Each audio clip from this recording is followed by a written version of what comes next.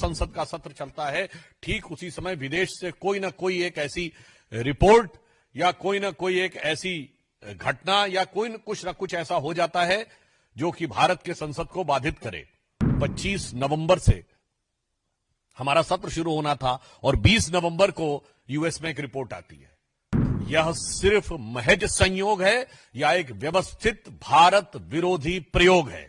4 लोग सह अध्यक्ष हैं और उसमें एक श्रीमती सोनिया गांधी जी भी हैं। आज श्रीमती सोनिया गांधी जी का जन्मदिन भी है, तो हम उनको जन्मदिन की मुबारकबाद भी देते हैं और देश की तरफ से यह भी कहना चाहेंगे कि कम से कम आज के दिन उन्हें इस विषय के ऊपर अपने साथी लोगों से कहना चाहिए कि वो ईमानदारी से चर्चा होने दें। कुछ बहुत गंभीर, चिंताजनक और महत्वपूर्ण विषय जो देश की सुरक्षा और स्थिरता से संबंधित हैं, वो राष्ट्रीय और अंतर्राष्ट्रीय मीडिया में उभरकर सामने आ रहे हैं। मैंने पहले भी आपको इस विषय के ऊपर ध्यान आकृष्ट किया था कि जब जब संसद का सत्र चलता है, ठीक उसी समय विदेश से कोई ना कोई एक ऐसी रिपोर्ट या कोई ना कोई एक ऐसी घटना या कुछ ना कुछ ऐसा हो जाता है जो कि भारत के संसद को बाधित करे। जैसे मैं आपको संक्षेप में बता देना चाहता हूं, जो पहले कहा था कि फार्मर्स को लेकर एक रिपोर्ट आई थी 3 फरवरी 2021 को, भारत की संसद का सत्र था 29 जनवरी 2021। पेगासस रिपोर्ट आई 18 जुलाई 2021 को, मानसून सत्र था 19 जुलाई 2021 को। हिंडनबर्ग रिपोर्ट आती है 24 जनवरी 2023 को, भारत की संसद का बजट सत्र है 30 जनवरी 2023 को। बीबीसी की डॉक्यूमेंट्री आती है 17 जनवरी 2023 को और संसद का सत्र है 30 जनवरी 2023 से। मणिपुर का वीडियो रिलीज होता है 19 जुलाई 2023 को, जबकि भारत का मानसून सत्र शुरू होता है 20 जुलाई 2023 को। और 10 मई 2024 को वैक्सीन को लेकर एक रिपोर्ट आती है, जब भारत का चुनाव प्रचार अपने चरम के ऊपर था।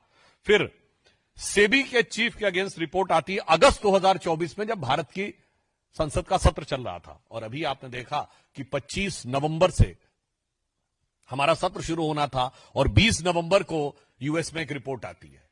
अब मैं देश के करोड़ों जनमानस से पूछना चाहता हूं, यह सिर्फ महज संयोग है या एक व्यवस्थित भारत विरोधी प्रयोग है? मैं पुनः कह रहा हूं, यह महज संयोग है या व्यवस्थित भारत विरोधी प्रयोग है। और अब उस भारत विरोधी प्रयोग की कड़ियां भी क्रमशः जुड़ती जा रही हैं। ऑर्गेनाइज्ड क्राइम करप्शन रिपोर्ट के विषय में आप लोग पहले भी देख चुके थे। एक और गंभीर विषय प्रकाश में आया है।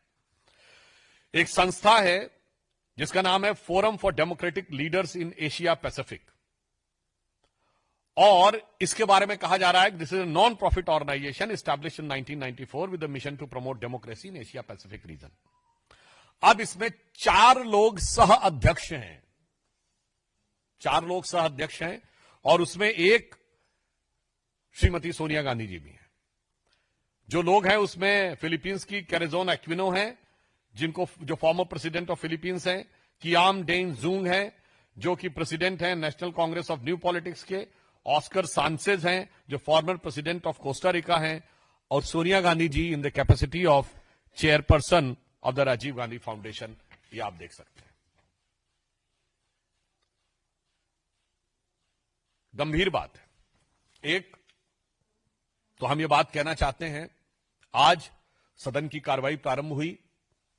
इस गंभीर विषय पे हम लोग सदन का ध्यान आकृष्ट करना चाहते थे। यद्यपि आज श्रीमती सोनिया गांधी जी का जन्मदिन भी है, तो हम उनको जन्मदिन की मुबारकबाद भी देते हैं और देश की तरफ से यह भी कहना चाहेंगे कि कम से कम आज के दिन उन्हें इस विषय के ऊपर अपने साथी लोगों से कहना चाहिए कि वो ईमानदारी से चर्चा होने दें।